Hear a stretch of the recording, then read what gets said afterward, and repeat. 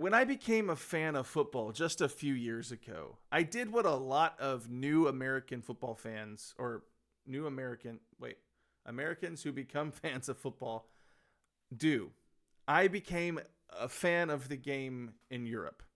I watched a lot of the English Premier League. I watched a lot of La Liga and Bundesliga. I became a fan of the personalities and the players and the clubs over in Europe. I enjoyed watching the Euros even more than I enjoyed the Copa America. Thanks, Tim Weah. I just fell in love with the game over there. And so in today's video, I'm going to learn about the horrifying issue destroying U.S. youth soccer. I'd like to get to the bottom of this problem. This is from a content creator called Nitro Football. I think I've reacted to a few of his videos before. So go ahead and subscribe to his channel. Give him some love over there. If you enjoyed this video, please go ahead and smash the like button for me. It helps more people like you find this video. Costs you nothing, really helps my channel out. And your boy needs some help with the algorithm right now. All right, so the horrifying issue destroying U.S. youth soccer. I'd love to get to the bottom of the apathy over here. You know what I'm sorry, we're going to get to the video in a second. But when I see things like the USL bringing in promotion and relegation, I get excited and I feel like there's some movement, some positive momentum going towards United States growth of the game. But then I'm always reminded of the way that our system works is just so janky compared to the rest of the world. So I'd love to get to the bottom here of the issue. What's the issue underlying all this that's destroying the game? Let's check this out and let's see if this video will not buffer on me. I don't know why I'm having some trouble with my connection here. I just spent 4 years coaching youth club soccer here in the United States. And what I learned during my tenure as a coach is also what led me to quit. The U.S. youth system is broken, and it's not just expensive. It's poorly structured, backwards in its priorities, and benefits all of the wrong people. Today, we're going to break down exactly why U.S. youth soccer is terrible, how it compares to the rest of the world, and what needs to change to grow the beautiful game here in the United States. Subscribe to Nitro Football, and let's hop in. It's a heck of an intro. He really laid out the problem right there. Guys, the quality of this, I apologize. We're at 360p. That's what I have to do to keep this from buffering. It's a very high quality video. Go check it out on his channel to see the good work he's put into this. We can, of course, start with the elephant in the room. Playing youth soccer in America is ridiculously expensive. It's a fact that everybody knows, but not everybody knows why it's really expensive. These clubs will charge between $2,000 to $5,000 per player per year. A lot of times it can get more expensive than that, and it's not even including extra. That's insane. That even goes beyond what I expect because I grew up playing American football, and I remember at my school, I think we had to pay $300 to play. Now I understand that this is probably different. This is probably club soccer, not necessarily playing for your school team. But I remember it was like $300 or something to play the game that I grew up playing. So to pay $1,500 per child, but elite clubs may range upwards of 10. So if you want to get really good, you have to pay like $10K a year. That's nuts. Extra expenses like buying your kit to wear the you have training to buy your games. own stuff. That's a mandatory extra expense. It's not going to pay for travel or even hotels for away days. That's nuts, and it's making me really upset. There's no way that this is the case. You have to pay maybe up to $10,000 a year just to play for the club, but that doesn't cover travel. That doesn't cover additional tournaments or your kit. It doesn't cover your travel expenses. Man, like your flights, gas, food, and hotels. Yeah, no wonder people are very up in arms about the pay-to-play structure. Or showcases or tournaments that you're going to have to stay in. It's not going to pay for the extra private training for touches that you might need on off days. No. And so all of this adds up to thousands and thousands every single year just for one player. Whereas in Europe, the clubs invest in the players, not the other way around. In the USA, players that come from more poor backgrounds are not even given a fair chance. You could lose the next Lionel Messi at 9 years old because he couldn't afford a tournament in North Carolina. So his family said, it's not sustainable. We can't keep paying for this every single year. Even for non-profit clubs, one that I coached for several years, you still need to... That's crazy. I know. So I've talked about this issue before on the channel, and most of the time, people bring back up this idea of pay to play and how bad it is.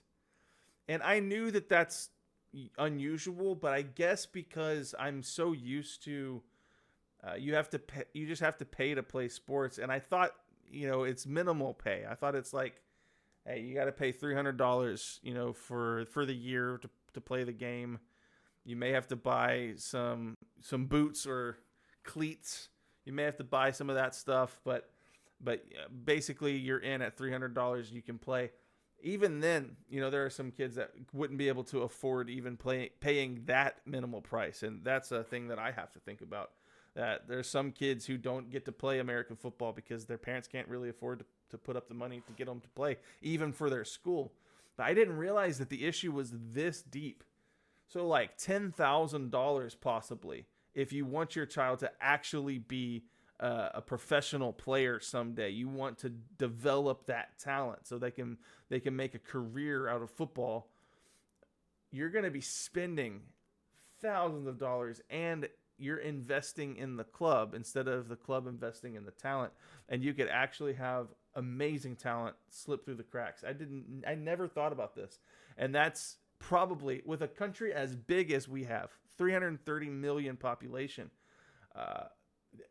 imagine the talent that we could actually grow here if we developed it right.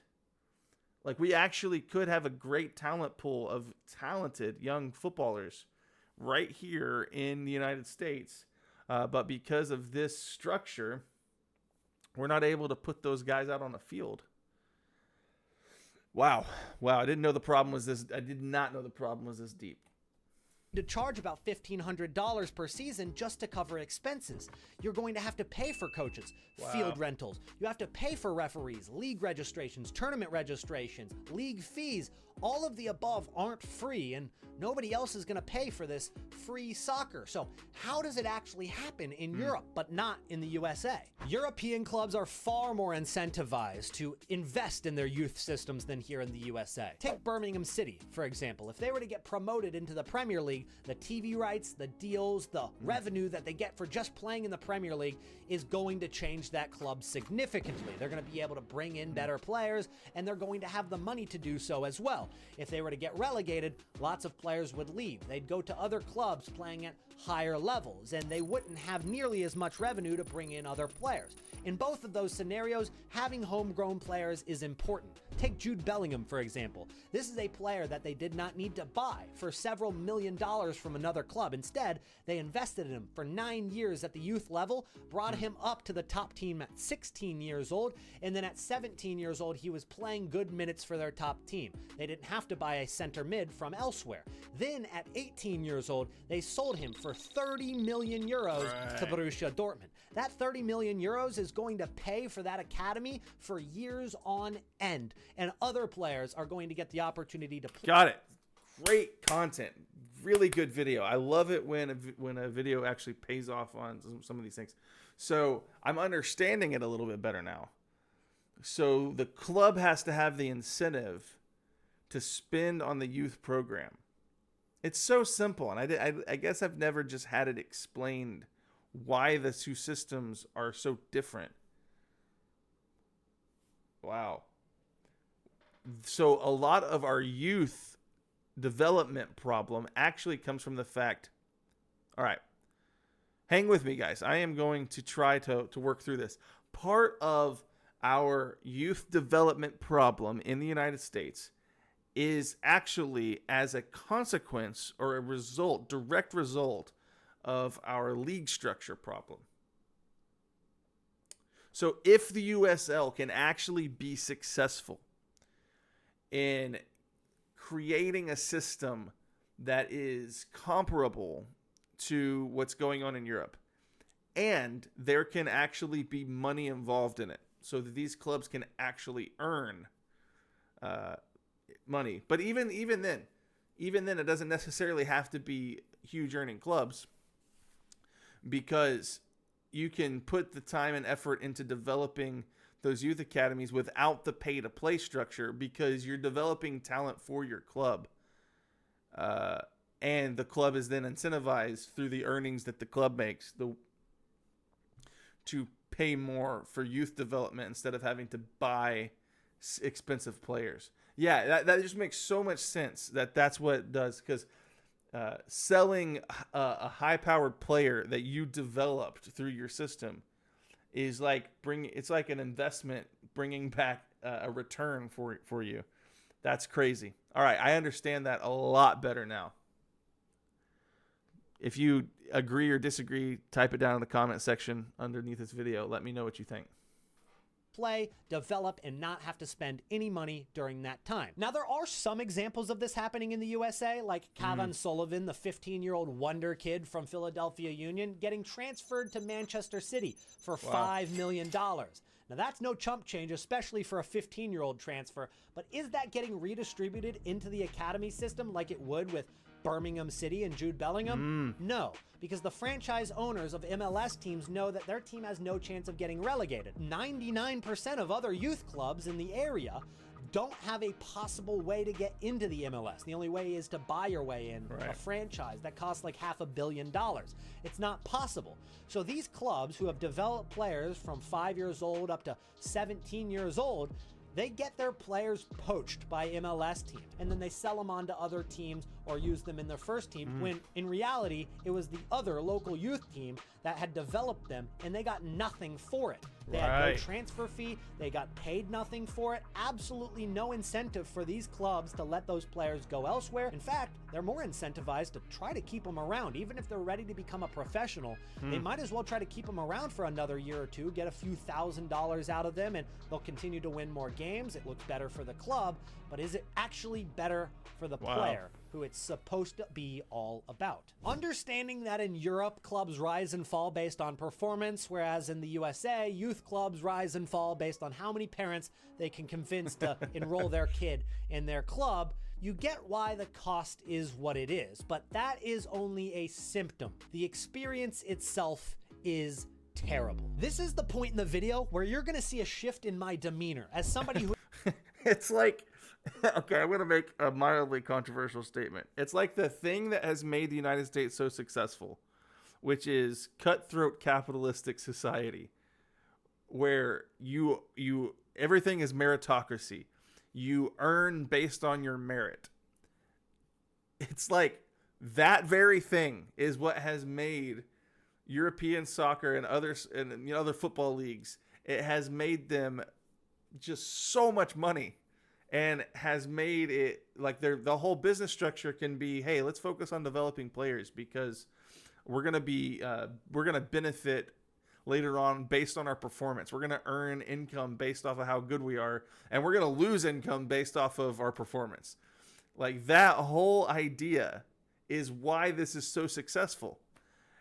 And then we have this like completely different idea, which is, hey, we have to convince parents to enroll their kids into our club, because there's no incentive for us to earn money based off of our good performance. And we're also not going to lose money. The only way we lose money as a club is if your parents just decide not to enroll their kids in our club. Nuts. It's crazy. The cutthroat capitalistic society of the United States. Why do we abandon those principles? Why do we abandon those principles when it comes to our sports? Crazy. Who has experienced this for the last 4 years, it gets my blood boiling, and it might take you by surprise, but let's talk about tournaments and showcases. The stigma that these are the most important weekends of your season, that these are what determine the rankings and how good of a player or team you have, is blasphemous. It is so backwards. What are 13-year-olds traveling 300 miles to play 3 to 4 games in the span of 36 hours, sometimes in like 95-degree heat, going to determine for you? It is not a good way to develop players. This is stupid. It is players that are not going to give 100% in the first game or the second game because they know, well, I got another game at 4 p.m. and I know that team's going to be pretty good, so I can't give 100% now. Right. But then by the time they get to the third game, they're so exhausted, cramping, a lot of times hurt by the time they get to the third or fourth game. And it really doesn't come down to what is the better team at that point. It comes down to which team has the deeper bench of players that still have gas left in the tank. It's not about who's the better team. But the parents already spent thousands of dollars to play for this team, and now they have to spend money on travel. And you know what that club that's hosting the tournament's going to do?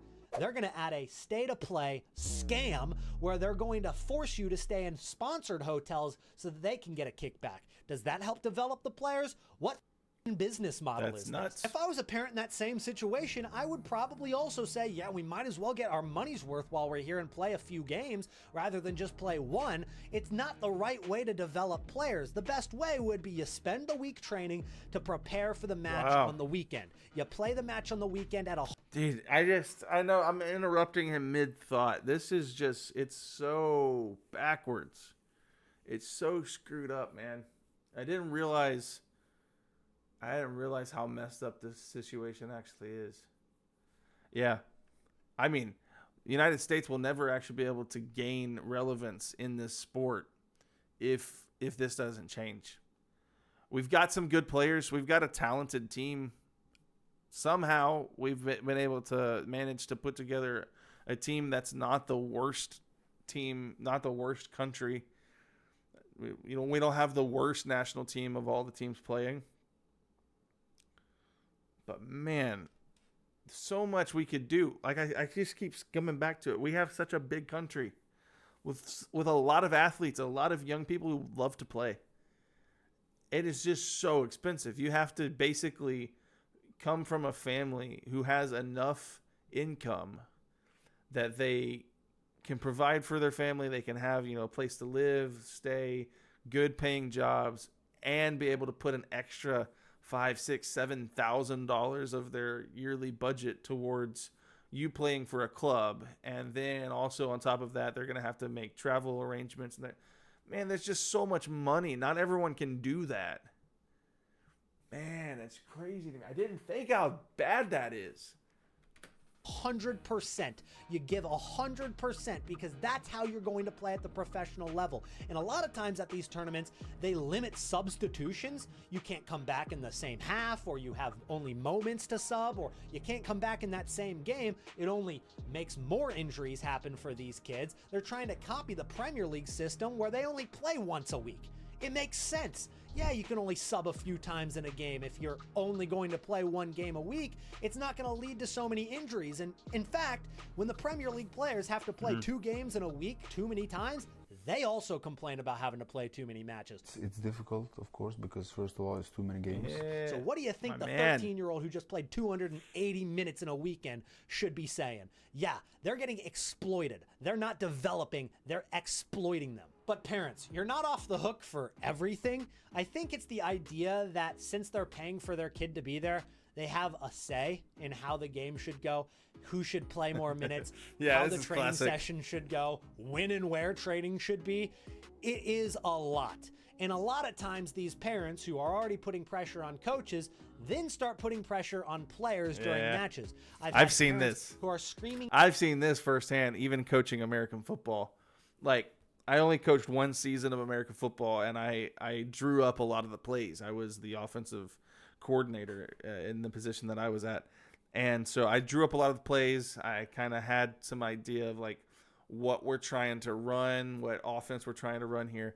And you'd have parents who just want to see their kid run the ball, or they want to see their kid catch it, or they want to see me substitute the starting quarterback for a different player for their kid. And they'd walk up even close up to the sidelines while I'm standing there trying to focus on the game at hand.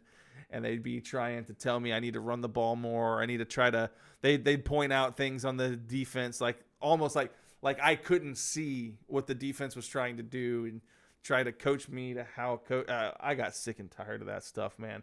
Just let the coaches coach, let the players be coached. Stop trying to interfere, man. If you means that much to you, go get a coaching license and go get hired on and coach somewhere. At referees. They'll be even screaming at the other team's coach. They'll be screaming at the other team's kids. Are you a psychopath? The energy changes because of how the parents act on the sideline. And in my experience, 90% of parents are awesome, but all it takes is a couple of them to absolutely change what's happening on the pitch. These kids who are young and susceptible to the energy that is being screamed at them from the sidelines end up not even focusing on what we practice or how the game should be going. Instead, now they're going into challenges all rough and trying to hurt the other team because they're all riled up now because the parents couldn't control their emotions on the sideline. More reasons why US youth soccer is terrible actually comes down to the clubs themselves, where they'll move from 7v7 to 9v9 really quickly, to 9v9 to 11v11 really quickly. I think that it's going to be a lot better for these players to develop getting touches on the ball rather than using their physical attributes like pace and strength. It's a lot better for them to be playing in these small-sided scenarios a little bit longer rather than going to 11v11 really quickly. But why do they do this? Well, if you've got, let's say, 36 kids in a club, it's going to be a lot easier Just for a you numbers to game, make man. 2 teams of 18 players. That way you pay less coaches than 3 teams, and It's all a financial thing. Man. you have less tournament fees that you have to pay for rather than having 3 9v9 teams of 12 players each. If you have 3 9v9 teams of 12 players each, then you have another tournament fee, another league fee, another coach you have to pay. So why not bump them to 11v11 and say that's better for the kids? It's really not. They should be staying at small-sided and even prioritizing like futsal in the winters a lot more than they actually do, because this is what's going to actually technically develop them rather than throwing them into 11v11 as soon as possible. Here's the one truth about US youth soccer. It's not about development. It's about money. It's pay to play. It's ego over education. It's marketing over meaning. It doesn't need to be this way. We see how it is in Europe. And I would love to see my country win a World Cup before I die. But if Same, brother, same. this is the system that continues to be the status quo, I don't see it ever happening. Hopefully this insight into the US youth soccer system has educated those of you from other countries into how bad it actually is over here. It educated me. Like what I said at the beginning, at the very start of this video, if you've made it this far, gold star to you. Thank you so much. And by the way, if you're still here, boop the like button. I'd like that. It's like I said at the beginning of this video. I became a fan of the game just a couple years ago. All I do is focus on European football. I very little engagement with what's happening here in the United States. Whenever the USA is playing, I'll watch the US men's team. I loved getting to go to the Copa America game with my buddy Corey. We went to see the US men's team play against Bolivia. Amazing experience. I love actually watching the men's team play. There's a great feeling in the air whenever that happens. But as far as club football here, as far as the youth system here, I just don't pay attention to it. And so this education for me even kind of shows me how bad it actually is. I know I've said that over and over and over again in this video. What a fantastic piece of content. Guys, go over and give some love to Nitro Football. Smash like on that video for me. Subscribe to his channel. That was an amazing video. Amazing piece of content. I hope you guys learned something along the way with me. If you got something else that you want to teach me in the comment section underneath this video, just let me know what I need to know. And I'll see you guys in the next video.